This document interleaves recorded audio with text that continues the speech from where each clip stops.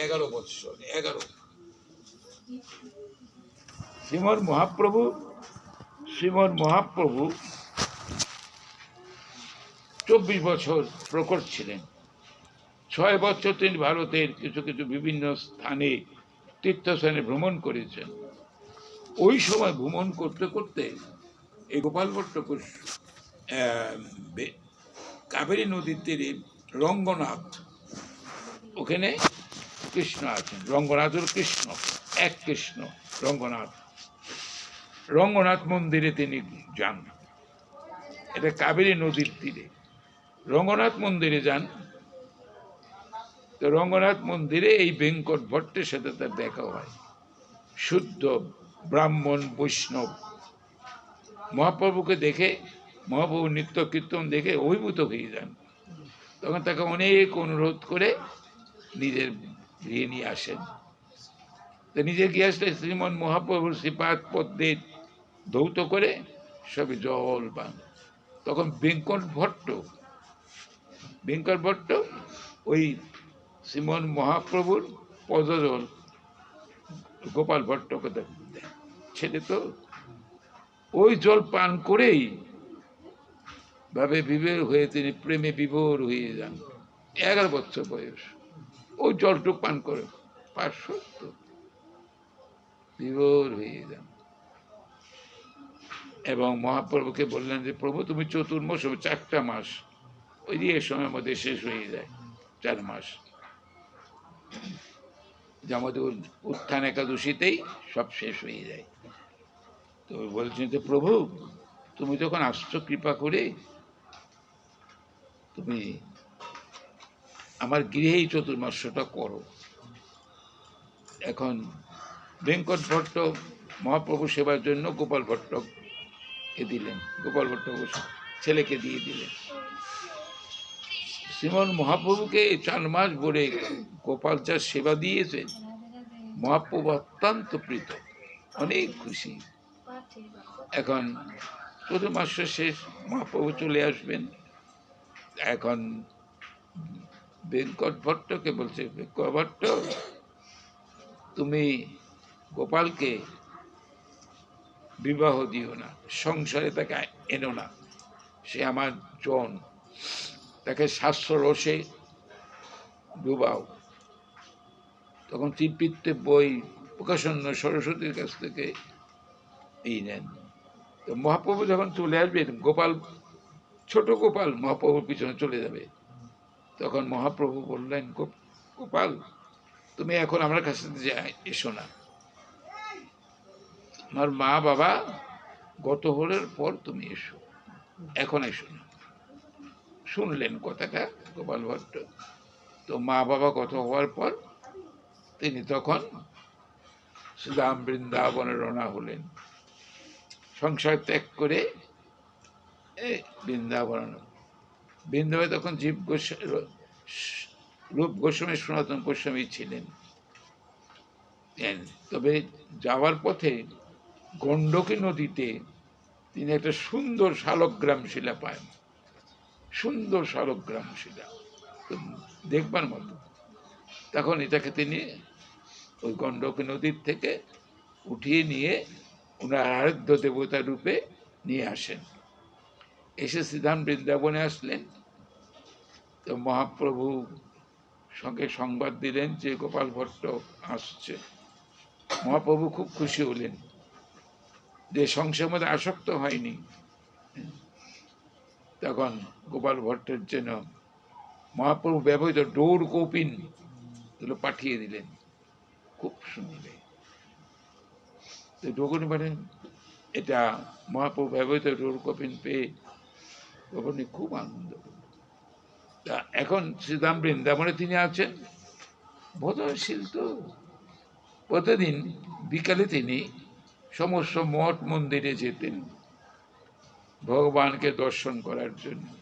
শ্রীধাম বৃন্দাবনে তো অনেক মন্দির, সব রাধাকৃষ্ণের, অনেক এত মন্দির, ওখানে যেতেন, দেখতেন,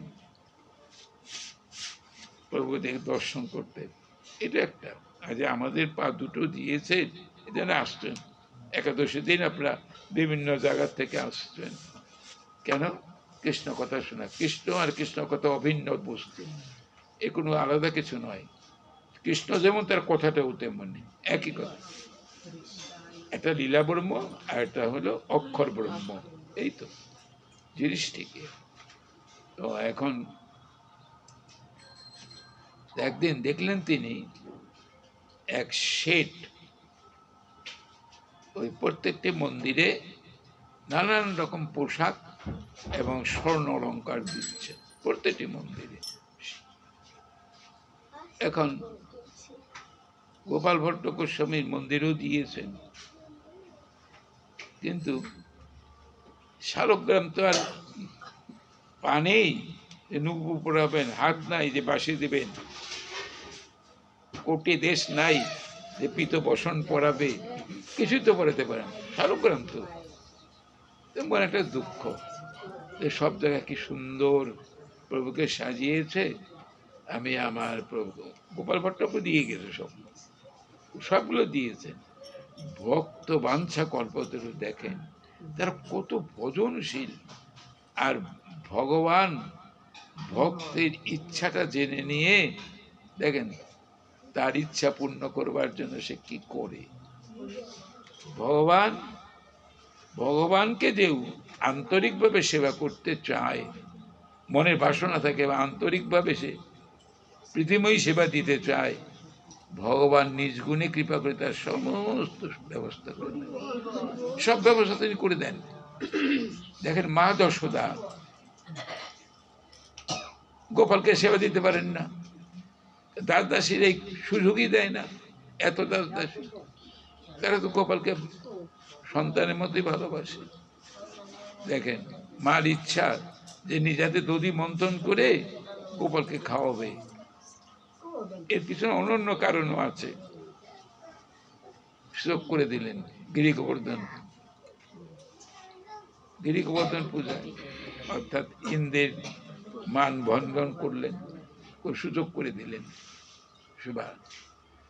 এর থেকে শিক্ষা থেকে আমরা দেখতে পাই, কেউ যদি আন্তরিকভাবে গোবিন্দের প্রীতিময়ী সেবা দিতে ইচ্ছা করেন, গোবিন্দ তার সমস্ত বাধা বিঘ্ন দূরীভূত করে দেন, তার সেই সুযোগ দিয়ে দেন। আর করলাম যান্ত্রিক সেবা, হইলো হইলো, না হয় না হইলো, এটা তো কোনো কথা নয়। এই পূজা করে কিছু লাভ নেই। পূজাটা তো দ্বিতীয়। আসলে ভগবানকে স্মরণ করে তার প্রীতিমূলক সেবাটাই হলো সবচেয়ে বড়। এই যে কথাগুলো শুনছেন বা একাদশী পথে শুনলে আর বা কিছু শুনবেন, এগুলো তার প্রীতি সঞ্চারক। ভগবান তার কথামৃত সুধা যেখানে বিতরিত হয়, যেখানে সেগুলো কথাগুলো আলাপ আলোচনা হয়, ভগবান সেইখানে থাকেন, থেকে থেকে তার কথা নিজেই তিনি শোনেন, তার কথা নিজেই শোনেন। শ্রীমদ্ ভাগবতে দেখা যায় যে চিনতাং সকথা পুণ্য শ্রবণ কীর্তন হৃদন্তবদ্রাণী বিদুনাতি সুইত সন্তান। সুইত সত্তান, সত্য মানে সাধুদের কথা বলছে। সাধু অসাধু সবারই কাজ করেন। কেউ যদি আন্তরিকভাবে ভগবানের প্রীতিময়ী কথা শোনার জন্য অত্যন্ত লালসান্বিত হয়ে ছুটে চলে আসেন, ভগবান তার সমস্ত বাধা বিপত্তি দূর করে দেন। এবং সেখানে বলছেন যে আমি আমার কথার সঙ্গে তোমার অন্তরাজ্যে প্রবেশ করব। যারা শুনতে চায় না, কৃষ্ণ কথা শুনতে চায় না, বা শোনার যাদের ভালো লাগে না, এই সমস্ত অনাগ্রহী জীবকে অশেষ কৃপা করি এই শ্লোকটা দেওয়া আছে যে তুমি ভক্ত সঙ্গ করে শোনো আমার কথা। তুমি যে কারণে আমার কথা শোনার জন্য তোমার আগ্রহহীনতা, আগ্রহহীনতা, তোমার শুনতে চাও না, অনীহা, এটা তোমার দূর করে তো আমি নিজেই করে দেব, তোমার করা লাগবে না। তুমি সৎসঙ্গে থেকে আমার কথাগুলো শোনো। ওই শ্লোকটা আমি নিজেই তোমার সব কিছু পরিষ্কার করে দেব। ভগবান করুণাময়, তার মতো করুণা ঘন কেউ নেই জগতে। আবার যত আপন বলেন, যত কিছুই বলেন, দেখেন যে যে যাকে ভালোবাসেন একদিন তাকে ছেড়ে চলে যাবে। থাকতে হবে না একদিন। যে যাকেই ভালোবাসেন, যত গভীরতাই ভালোবাসার ভিতরে থাক, যত গাঢ়তাই থাক, একদিন আপনাকে ছেড়ে চলে যাবে।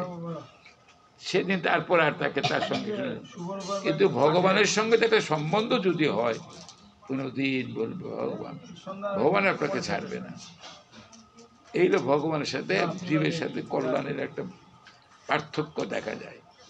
তো ভগবান এখন রাত্রিকালে শালগ্রাম বলতেছে, গোপাল ভট্ট তুমি আমাকে সাজালে না কেন? ঠাকুর তোমার সাজামুখী দিই, তোমার কিছু আছে, হাত পা কিছু আছে যে আমি তোমাকে সাজাবো, পরাবো? তোমার পায়ে যে নুপুর পরাবো কোথায়, পাট কোথায়? তোর ইচ্ছা, ঠিক আছে, সব হবে। ওঠ, উঠে আমাকে সাজা। রাত্রিতে, এখন ওই রাত্রিতে উঠছে, উঠে দ্বার উন্মুক্ত করে দেখছেন ওই শিলার থেকে ছোট্ট মূর্তি, শিলার থেকে ছোট মূর্তি, সুন্দর এক মূর্তি, নাম দিচ্ছে রাধা রমন, রাধা সুন্দর মূর্তি।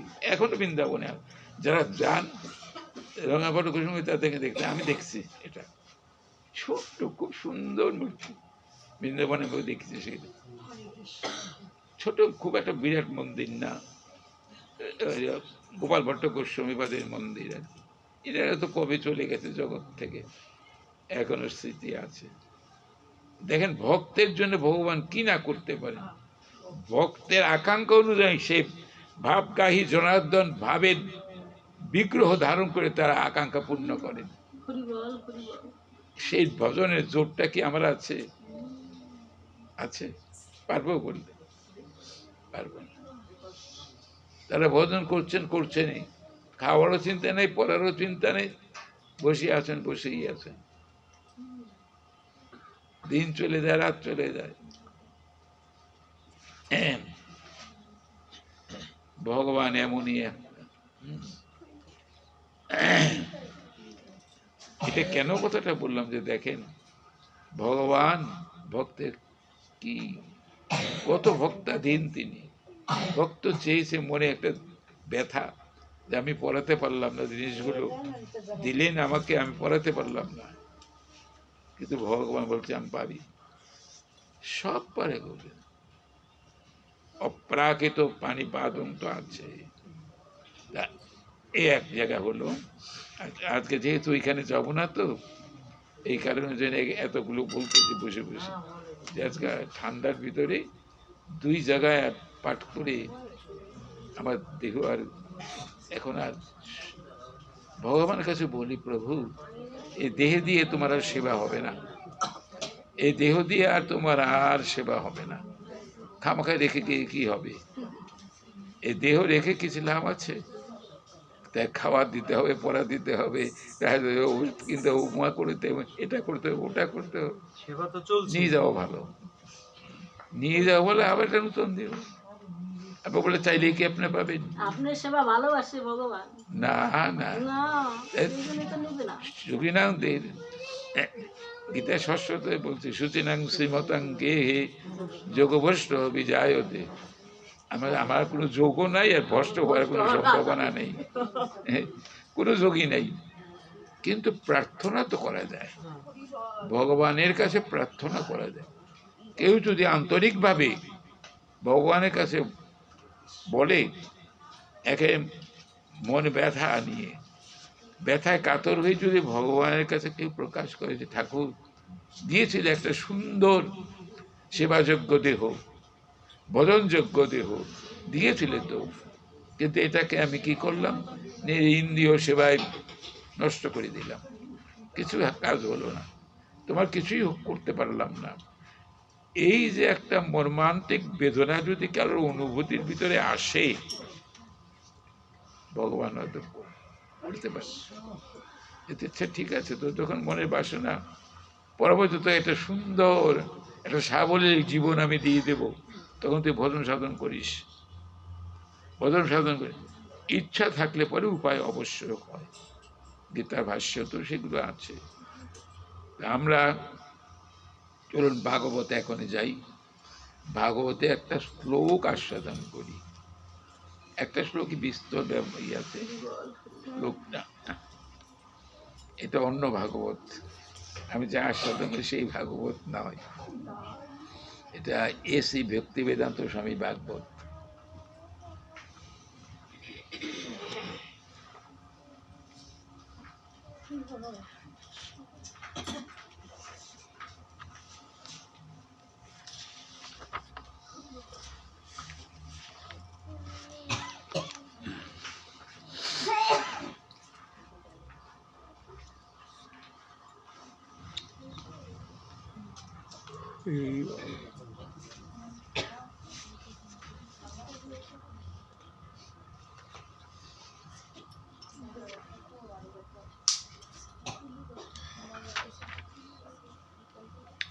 এটা হলো ভাগবতের দ্বিতীয় স্কন্ধের দ্বিতীয় অধ্যায়ের আপনার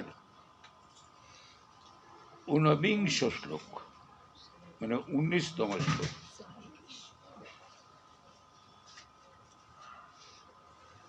সবিদ বরাহ, বিট বরাহ, বরাহ তো বোঝেন শুকর, বিটটা কি তাহলে? সবিদ বরাহ, বিটটা হলো 20টা বজি গ্রাম্য শুকর। স বিট, স হলো কুকুর, কুকুর বলে স বলে কুকুর। সবিট বরাহ উষ্ট খরই, উষ্ট মানে উট, উট উট, আর খর মানে গাধা, গাধাকে বলে খরই। সংস্তুত পুরুষ পশু ন যৎ কর্ণপথে, কর্ণপথে উপেত জাতু নাম গদাগ্রজ। এই শ্লোকটা এটাই, এই শ্লোকটা একটা তাৎপর্য আছে, কেন আপনাদের কাছে এটা নিয়ে আসলাম এর এটা বলে তারপর মূল তত্ত্বগুলো আমরা যাচ্ছি।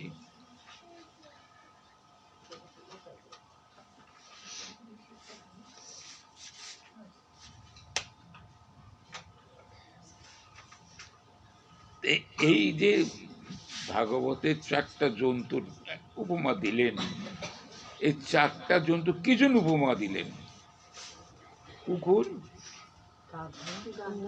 শুকর, উষ্ট, উট আর গাধা। তা এই 4টা পশুর সঙ্গে জীবের তুলনা করলেন। যে জীব কখনোই কৃষ্ণ কথা শোনে না বা কৃষ্ণ শুনতে চায় না, অনাগ্রহী, কেউ যদি বলে যে ওখানে চলতে, ওখানে চলো কৃষ্ণ কথা হচ্ছে, চলো শুনি, যাবে না।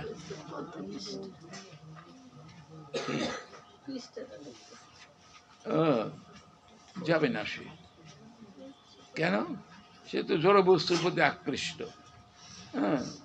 কিন্তু সেইটুকু ভাবে না যে জড় বস্তুর প্রতি যেখানে আমার আকৃষ্টতা, আমি যে ক্ষয়িষ্ণু ইন্দ্রিয়গুলোর দ্বারা এই জড় বস্তুকে উপভোগ করছি, একদিন তো ইন্দ্রিয়গুলো থাকবে না, তার তো গ্রহণযোগ্য ক্ষমতা থাকবে না।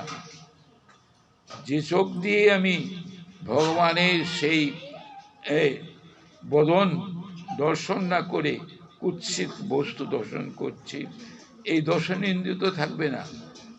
দেখেন এখনই তো প্রায় অনেকেরই চোখে দেখা যায় যে এই বস্তু, অর্থাৎ এই বসাতে হয়, বসাতে হয়, আর সেও তো এটা খুব কষ্ট, অনেক টাকার দরকার পড়ে। অল্প অল্প বয়সের শিশুদের দেখা যায় যে চোখে দেখে না। আমিও তার মধ্যে পড়ি, আমিও তার ভিতরে পড়ি। থাকবে না তো, কান দিয়ে শুনতে পাবো না, আমি তো কান দিয়ে শুনি না ঠিক মতো, কান দিয়ে শুনি না। রাগে এখন আর আমি একটা মেশিন আর কিনি না, 3টা হারাইছি, কানের মেশিন 3টা আমি হারাইছি, এতটুক তো, একটা দাম 20,000 টাকা, তোর আগে কিনবই না, যা হয় হোক। এক একটা 3টা আমি হারিয়েছি, এখন আর কি করবো, যা যা হবার হোক, আর আমি কিনবো না, যা হয় হবে। তাহলে এই যে ইন্দ্রিয়গুলো, আমি আমার দিয়ে উপমা দিচ্ছি আর কি, থাকবে না। সেই জন্য প্রহ্লাদ বয়স্কদের বলছিল, তার সমবয়সী যারা, যে দেখো ভাই শোনো, কৌমারং আচরত প্রাজ্ঞং ভাগবতান ইহ দুর্লভন মনুষ্যজনক তদপে অধ্রুবন অর্থদম। এই শ্লোকটা বলছিল, এটা ভাগবতের 7ম স্কন্ধের শ্লোক, 6ষ্ঠ অধ্যায়ের 1ম শ্লোক। যে বলছিলেন, হে প্রহ্লাদ শোনো বয়স্কগণ, তোমরা ভাবছো যে বয়স এখন তো তোমাদের 3 বছর, 4 বছর, 4.5 বছর এই বয়স, এখন আবার কৃষ্ণ এখন খেলাধুলার টাইম, খেলাধুলা করতে পারো, কোনো আপত্তি নাই। কিন্তু এই যে পরবর্তী ভাবছো যে পরবর্তীকালে পরিণত বয়স আরো পরিণত বয়স মানে বুড়ো হলে করবো, বুড়ো হলে করবো। আরে বুড়া হলে শুনবে তো ঝিমবেন বসে বসে, নাড়িতে বসতে পারবেন না, উপরে বসতে হবে, অমুক করবে আমার মতন, এই হবে। শেষে কখনো হয় না, জীবনী শক্তি নষ্ট হয়ে যায়, ইন্দ্রিয়গুলি অচল হয়ে যায়, তখন জীব মরার মতো পড়ে থাকে, কিচ্ছু করার ক্ষমতা নাই, কিচ্ছু করতে পারবেন না। যারা মনে করেন এখন না পরে করব, আর পরে কোনো দিন হয় না। সব মনে রাখবেন, মানব জীবনটাই হলো ভগবত পাওয়ার একটা সুষ্ঠু সহজতম একটা জীবন, ভগবানকে লাভ করার। এই দেহ দিয়ে তাকে লাভ করা যাবে, মুনি ঋষিরও তাকে পায় না, দেবতারাও তাকে পায় না, কিন্তু মানবের জন্য তিনি তার দ্বার সদা উন্মুক্ত। গীতার ভাষ্যে বলছেন, অভিজে সুদূরাচার ভজতে মা অনন্য ভাগ। বড় সুন্দর কথা কিন্তু ভগবান বলছেন, সাধু এই সমন্তব্য সম্যক ব্যবসিত হি স ক্ষিপ্রং ভবতি ধর্মাত্মা শস্য শান্তি নিগচ্ছতি কন্তুয় প্রতিদানিহি নমে ভক্তা প্রণশ্যতি। অতি দুরাচারী দুষ্কর্ম পরায়ণ আমার চরণ রাস্তা নিলেই হইল, যত দুরাচারী থাক, সমস্ত সবার কাছে তার কোনো জায়গা নেই, আমি তার জন্য উন্মুক্ত রেখেছি, এসো আমার চরণে আশ্রয় নাও, আমি তাকে সব কিছু দিয়ে দেব। সে একজন ধর্মাত্মা হবে, ভক্ত বলে পরিচয়, আমার ভক্ত কখনো বিনাশ হয় না।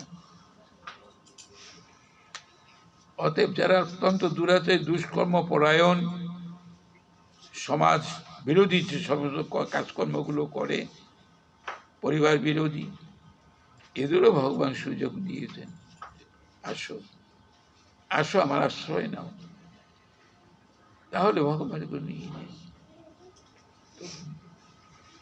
বৃদ্ধ বয়সের যদি তার একটা অনুতাপ আসে, অনুশোচনা আসে, তাই তো এত সুন্দর জীবন পেলাম, কি করলাম, কিছুই তো হলো না, আমি তো কিছুই করতে পারলাম না। ভগবানের যে উদ্দেশ্য আমাকে পাঠিয়েছিলেন এখানে, সে উদ্দেশ্যটা কি করলাম, এখানে শুধু ইন্দ্রিয় পোষণ করে গেলাম, ইন্দ্রিয় তৃপ্তি করে গেলাম, তাছাড়া কি হলো, কাছে তো কিছুই হলো না। কিন্তু আমার গতিটা হবে কি, আমার গতিটা কোথায় হবে, কোথায় যাব?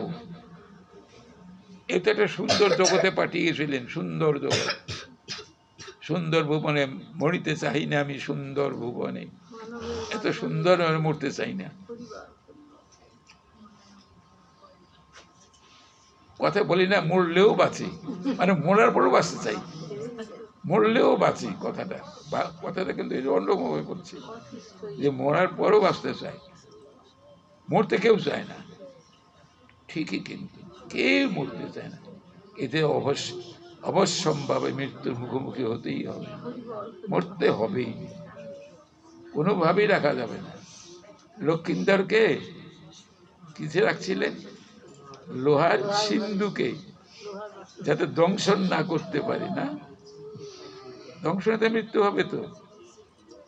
তার সিন্ধুক বানিয়েছেন, হ্যাঁ, দেখেন তার মধ্যে একটা ফুটো করে রাখছে, সে ফুটো দিয়ে গিয়ে কাজ সারছে। এই মৃত্যুকে কেউ রোধ করতে পারে না।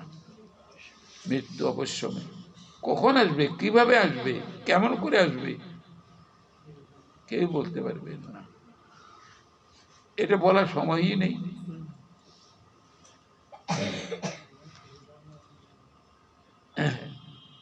এই জন্যই সতর্ক থাকুন, যতটা পারেন প্রভুর নাম গুণাগুণ করুন। ঘরে বসেও তো করা যায়, তবে ঘরে বসে থেকে বাইরে ভক্ত সঙ্গে কাজটা খুব দ্রুত হয়। আপনি ভক্ত সঙ্গে যদি কৃষ্ণ কথা শোনেন, তার প্রভাবটা আপনার উপরে খুব তাড়াতাড়ি পড়বে, আপনি শীঘ্রই প্রভাবান্বিত হয়ে যাবেন। এই কৃষ্ণ ভক্তের সঙ্গে করে বসে কৃষ্ণ কথা শুনুন, দেখবেন কিছুদিন পরে আপনাকে না শুনলে ভালোই লাগবে না। কারণ ভক্তের একটা মহিমা আছে, ভক্ত তো ভগবানকে নিয়েই থাকেন। এই জন্য এখন বলছেন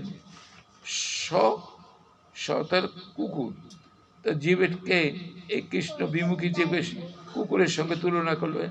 দেখেন কুকুর কি করে, এক টুকরা রুটি খাওয়ার জন্য বা একটু খাবার জন্য ঘুরে বেড়ায় দাঁড়ে দাঁড়ে, কোথায় পাইলে পেল, নাহলে কেউ কথায় লাঠির বাড়ি বা কিছু শাস্তি, ঘুরে আসলো আরেক জায়গায় গেল। কুকুরের জীবনটা তো এই দাঁড়ে দাঁড়িয়ে ঘুরে বেড়ায় সামান্য একটু আহারের জন্য। আর আমাদের যে এই জগতে যারা আমরা শিক্ষা নিচ্ছি বা আমাদের শিক্ষকরা যা শিক্ষা দিচ্ছে, ধর্মের সংস্পর্শ তো নেই এখানে। ধর্ম পুস্তক আছে, ধর্ম বলে একটা কিছু আছে, কিন্তু সেটার কোনো গুরুত্ব খুব নাই, অন্য অন্যগুলোর গুরুত্ব আছে। তাই এগুলো দিয়ে কী হবে, সেগুলোও তো ওই কুকুরের মতনই, একটা চাকরির জন্য একটা পুঁজি নিয়ে ঘুরে ঘুরে বেড়াইতে হয়, যে আমার একটা চাকরি দেন, সব জায়গায় বলা যায় খালি নাই খালি নাই, এই তো ঘুরে বেড়াতে হয়। এই কুকুর কুকুর যেমন দাঁড়ে দাঁড়িয়ে ঘুরে, এইরকম এই বর্তমান শিক্ষিত সমাজ জায়গা দেবে কোথার থেকে দেবে, ঘুরে বেড়ায় দাঁড়ে দাঁড়িয়ে, বিদেশে যায়, অমুক যায় তেমুক যায়, কেন, যাতে একটা সুখীময় জীবন।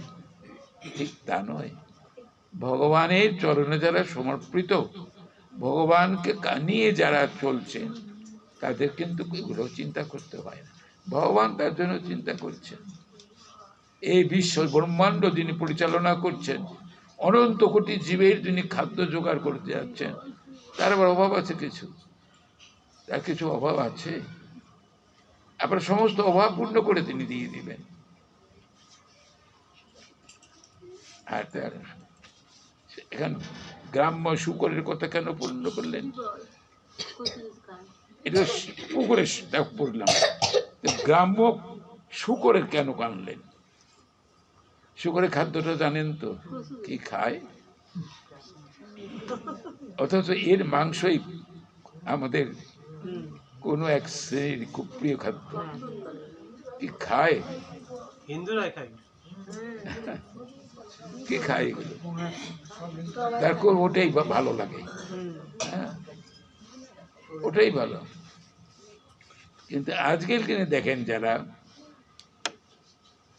ভগবানকে নিবেদন করে, তাকে সেবা দিয়ে তার প্রসাদ ভোজন করেন, তাতে কিন্তু দেখবেন রোগ হয় না এমন কথাটা আমি বলবো না, এমন কোনো কঠিন ব্যাধিগ্রস্ত হয় না।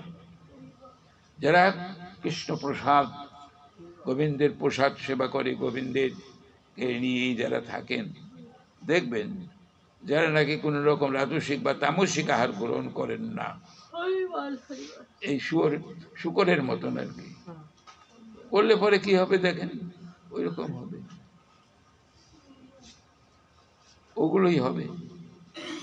সেখানে একটা এমন একটা এখনকার যে যারা দেখেন না, ওষুধ করলে পরে ভিটামিন না খেলে হয় না, ওষুধ না খেলে পেটে হজম হয় না, আমার কথাই আমি বলি, হ্যাঁ কত কিছু খেতে হয়, প্রণবানন্দজি প্রণবানন্দজি দিয়ে তিনি একজন তো মহানী।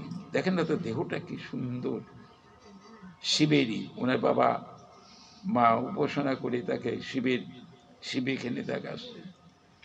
তিনি বলছিলেন কি যে বাবা, ওনার মা বাবা উনি তো কিছু খেতেন না, ঘি দুধ টুধ কিছু খেতেন না, তিনি সেদ্ধ ভাত আলু আর ডাল এই খেতেন। তো মা বাবা খুব কষ্ট পেতেন এই জন্য।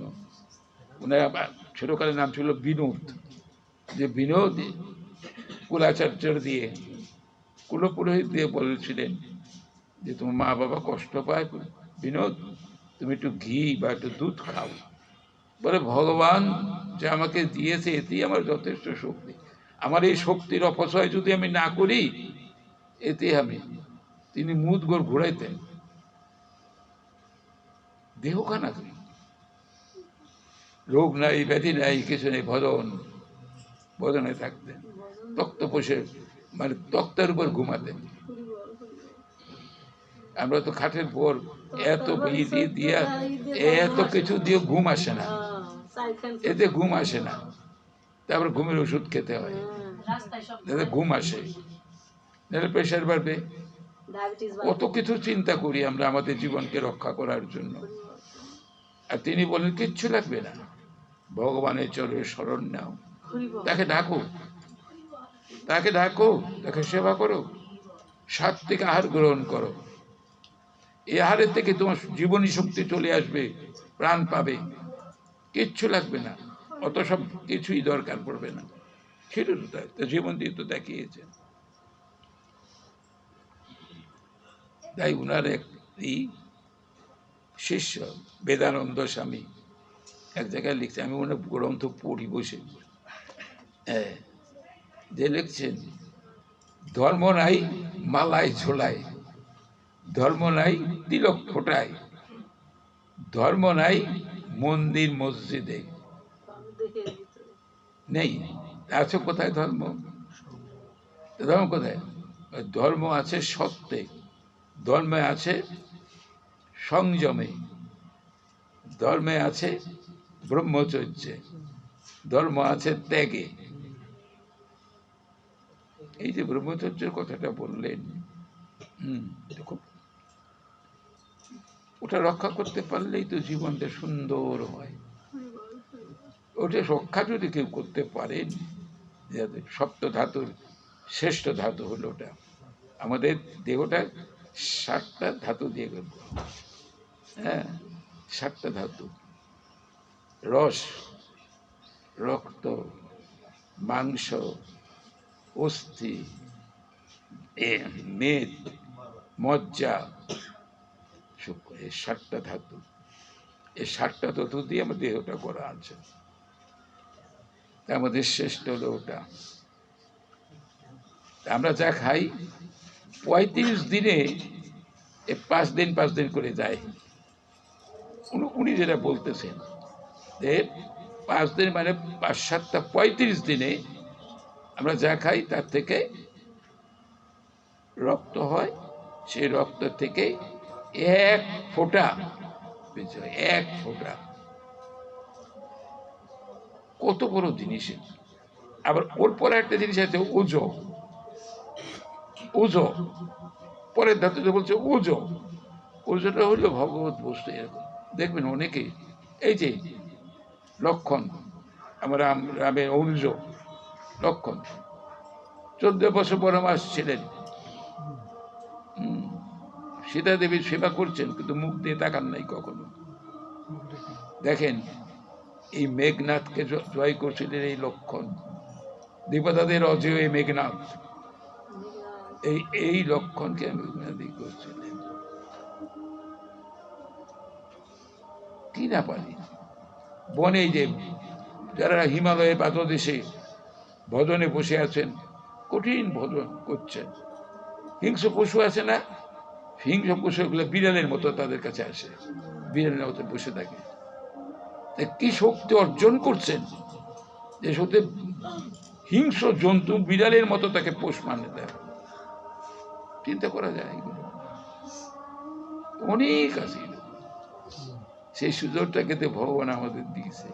বনেও যেতে হবে না, জঙ্গলও দেখতে হবে না, ঘরে বসে করবেন, ঘরে বসে করবেন, পেয়ে যাবেন তাড়াতাড়ি। ভগবানকে লাভ করতে হবে খুব তাড়াতাড়ি। একজন গৃহস্থ যত তাড়াতাড়ি গোবিন্দের শ্রীপাদ পত্র পাবেন, মুনি ঋষি ততটা পাবেন না, পাবেন না। গোবিন্দ তার জীবের জন্য কত সুযোগ করছেন। তারপর আছে, তারপরে হলো উষ্ট, উষ্ট উট, উট উটে আনলেন কেন? উটকে কেন মানুষের কৃষ্ণ বিমুখী জনের সঙ্গে তুলনা করলেন কেন? উট, উট খায় কি জানেন? কাটা ঘাস। ও খাইতে ওরা ভালোবাসে, খুব স্বাদ। ওর মুখ আর টোয়াল টোয়াল যে কেটে রক্তাক্ত হয়, ওদিকে খেয়াল নাই। ও ঘাসের সাথে মিশে যায় রক্ত, নিজের রক্ত খায়, নিজের রক্ত খাইতেছে, কিন্তু সে বুঝতে পারে না যে এত স্বাদটা কোথার থেকে আসতে আছে। তাকে যদি কচি ঘাস দেন খাবে না। তাহলে জীবের সঙ্গে এটাও সেরকম। যত দ্বারা সত্ত্বেও দেখবেন বারবার এই মতন, উঠেরই মতন সংসারের এত জ্বালা যন্ত্রণা, তা সত্ত্বেও সংসার আসক্ত হয়ে বসে থাকবে। আর গাধা, সবচেয়ে জন্তুদের মধ্যে সবচেয়ে গাধা বলি আমি, বললে এটা বুঝে বলে গাধা। গাধা, গাধার কাজটা কি? ভার বহন করে। ও তো নিজের জন্য করে না, ও এক গাধা পিঠের মধ্যে নিয়ে চলে যায়, আবার এক গাধা পিঠের থেকে করে নিয়ে চলে আসে। কার জন্য করে? মরিবেন, মরিবে গাদির লাথি খাওয়ার জন্য। এই সংসারে থাকেন, এই সংসারে পরিবারে আশা আকাঙ্ক্ষা পূর্ণ করতে না পারেন, তাহলে তার সাথে আপনার থাকবে একটা চরম যুদ্ধ। সেখানে আপনি শান্তি পাবেন? পাবেন না। সারাদিন কঠোর পরিশ্রম করবেন, তাও কেউ তাতে সুখী করতে পারবেন না। এই অসুখের মূল কারণ হইল ওই।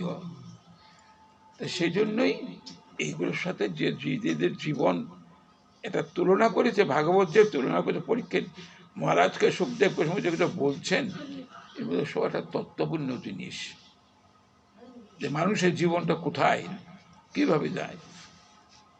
সেটাই হলো মানুষ, যার ভিতরে সংযম রয়েছে, ত্যাগ আছে, ধর্ম আছে, সত্যে যে সুপ্রতিষ্ঠিত। এই যে এটা আমি বললাম যে কৃষ্ণ অনুমুখী হন, কৃষ্ণ কথা শুনুন, গোবিন্দের কৃপা লাভ করুন, মানব জন্ম সার্থক করুন। ওকে শ্লোকে গিয়ে পরিষ্কার বলা আছে, তদপি অধ্রুব, অধ্রুব নিশ্চয়তা নাই। আর সার্থক, আমাদের জীবনটাকে সার্থক করতে হবে ভগবত সেবা করে, যাতে ভগবত ধামে আবার ফিরে চলে যাই। কোথাতে আসছে জানি না, কিন্তু যাবাটা জন্য আমি যেন ওই জামে আবার ফিরত চলে যেতে চাই। এই যে ইয়ের কথা বললাম, যে ওই আজকে যে একাদশীটা, ভগবত অর্জুনকে বললেন, অর্জুন তুমি একাদশীর প্রতি শুনছো তো? যুধিষ্ঠির মহারাজকে বলতেছে, মহারাজ বলতে শুনছেন তো, এই একাদশী করলে আপনি মোক্ষধাম, আপনি মুক্তি পেয়ে যাবেন, কিন্তু তার কোনো কারণ নেই। আপনি করুন, পাক্ষিক একাদশীগুলো করুন। তাই আমরা এখানেই রেখে দিচ্ছি। নিতাই গৌর অনেক